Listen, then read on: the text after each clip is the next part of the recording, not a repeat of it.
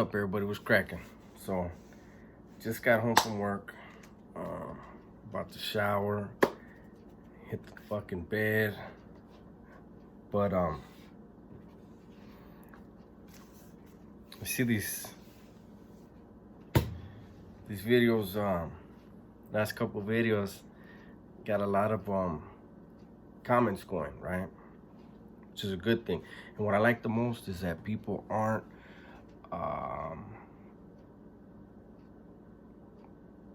arguing. People aren't, making fucked up comments. People are just stating their opinion. And I always appreciate opinions. I said that before. I always say that shit. I always appreciate opinions, even if I don't agree with them. But I do want to say that these last two videos, I'm sure this has happened to you, but have you ever had a conversation and while you're talking to somebody, you're getting your point across, or trying to, and you can see in their eyes, it starts in their eyes, right? And then it comes out their mouth. But you see that what is coming out of your mouth is definitely not what's going in their ears. And a lot of times, the reason why that is because when you're stating your opinion, or you're trying to get your point across, people will hear a certain thing, right? And immediately get defensive and shut down everything else you said, because they have a point they have to make, and they start creating their whole response rather than listening to the whole thing. And I'm not even gonna really focus on the what is a Mexican video. I want to focus more on the Are We Oppressed video, because more than a couple people, I could tell by their comments, took it as me blaming white people for the problems that people of color have. And if you watch the whole video and if you listen to everything I said, yes, the system is not fair. The playing field is not level, period, right? But what I said in the video is we are accountable for our choices and decisions. So if, in my case, I chose to be a gang member, I chose to disregard the laws of society, and so I paid a price. When I was a gang member, I justified all my shit. I always had a justification for what I did. It was always them. It was always they. It was never me. And that was the point of that video, is if we know that something is stacked against us and we disregard it, we can't place all the blame on them. The majority of the blame is on ourselves. And that's what I was trying to say. But I did want to get at, I wrote down my little notebook that I have for work. There was Lucas King. Lucas King made a comment, lengthy comment. I appreciate it. Thank you for watching. Thank you for your support. I appreciate you saying you would donate if you could. But anyways, so you said there are hate crime laws that protect minorities, yet no laws to protect whites. Okay, and before I go there, there is something that I wanted to say that I agree with you on. And when you had said that pop culture is against white people, I don't like, I'm not a hypocrite, so I can't say, don't call me a wetback or a beaner, and then laugh when people make cracker jokes. When it's okay. It seems you're right. People say cracker, and then and there's no uproar. But if you use the N-word, or whatever, if you use any other word that's derogatory to another ethnic group or race or whatever, there's going to be an uproar. So in that, I agree with you. It isn't right. It should be across the board. It should be the same. But a lot of why that is, if you're gonna be honest, man, it's white guilt. the things that have gone on in the past, even though you didn't do them, your ancestors did. And so a lot of people accept the beating, and they only have themselves to blame for it. But now getting back to, there are hate crime laws that protect minorities, yet no laws to protect whites. So first of all, let's be clear. Laws were created initially for white people, to protect white people. So you can't say that there are no laws to protect white people. That was the majority, okay? The rest of us had no rights. White people were above the law. So you can't say that. Now, during the evolution of this country and laws, you cannot disregard the fact that there are laws that protect minorities, because minorities were lynched, raped, murdered, robbed, and no one was held accountable. So these laws had to be made. And the perpetrators during that time were white people.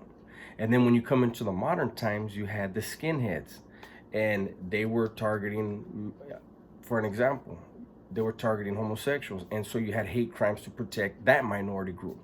Why? Because a group, now I've never said that all white people are bad.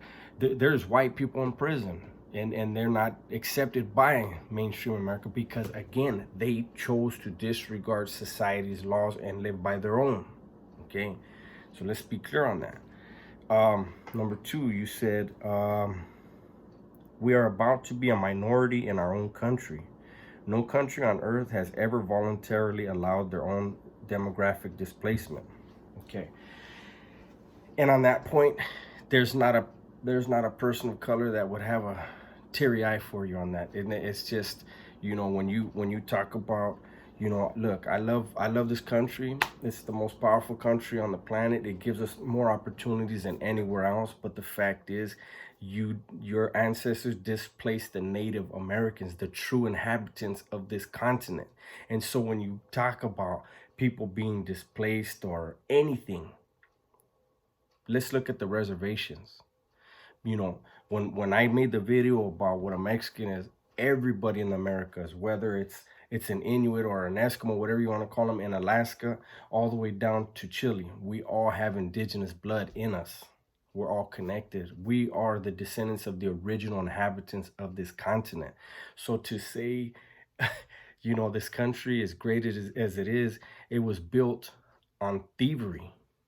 It was taken from someone. And it's just like the word wetback. That word has been used for so many years to disrespect Mexicans.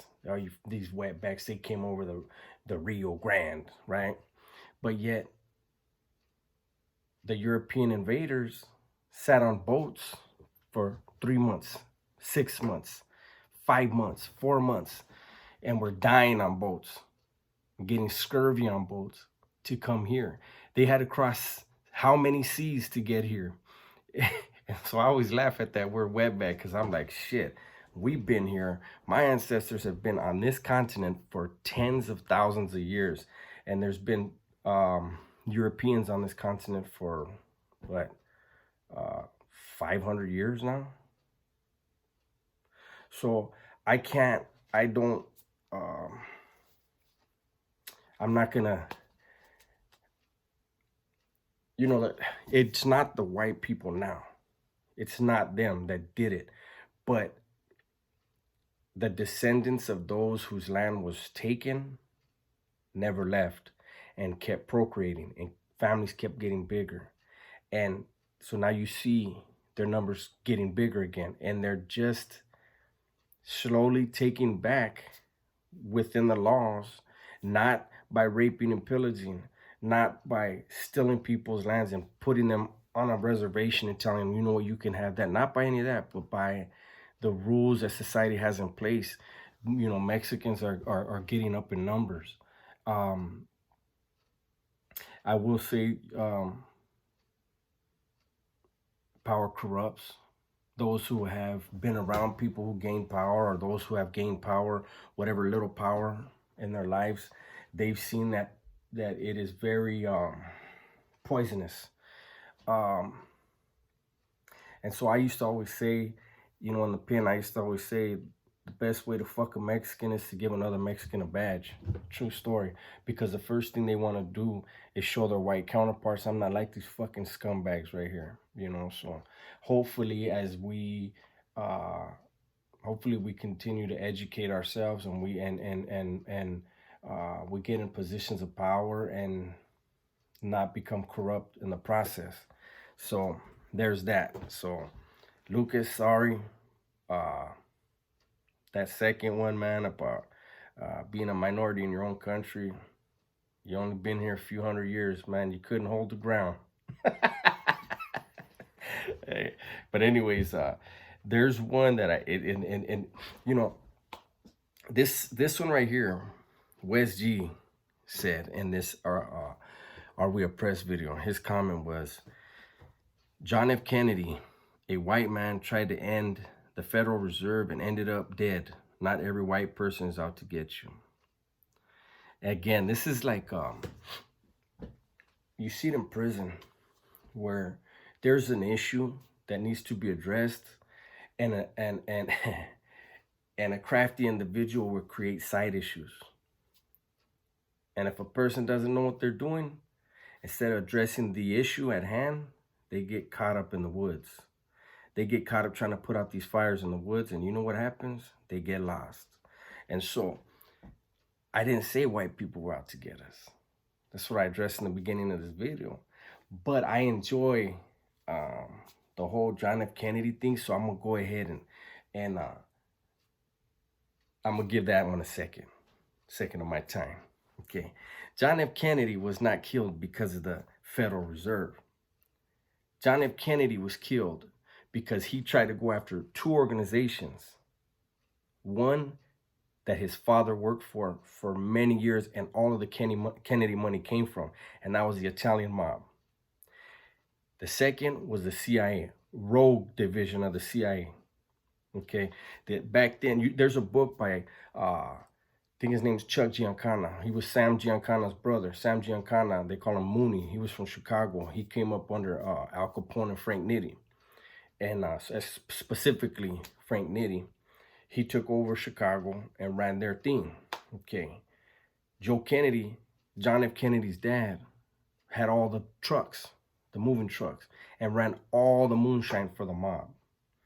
Joe Kennedy had a green light put on him by the Jewish mob. Meyer Lansky wanted him dead. Joe Kennedy went to Sam Giancana, knowing he was the only one that could help him, and said, look, you stop this green light on me, and you give Illinois to us, stuff in the ballot box. You give Illinois to us, my son will become president, and you and your crew can have meetings with the president of the United States in the Oval Office. Giancana said, no problem. They stuffed the ballot box, took the green light off of Joe.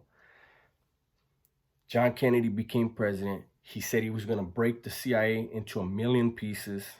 And his first thing he did, one of the first things he did, he appointed his brother, Robert Kennedy, as the attorney general, and told him go after the Italian mob and break them. That was from his dad's paranoia. And what happened was the CIA and the Italian mob said, you know what? We could kill Joe, but that's easy. We're going to break Joe Kennedy. He sees his sons as greatness, and we're going to kill his sons. And so they killed John F. Kennedy, and then they killed Robert Kennedy. So that's what really happened. Read the book. It's written by Chuck Giancana, who had firsthand knowledge of everything going on. That book will blow your fucking mind. But, again, I never said white people were out to get us. The system is not fair. But if we break the law, then we're giving them all rights to get us, right? Okay, so I got to go. I got to shower. That's it. I'll try to get this one out right now. You guys have a good night.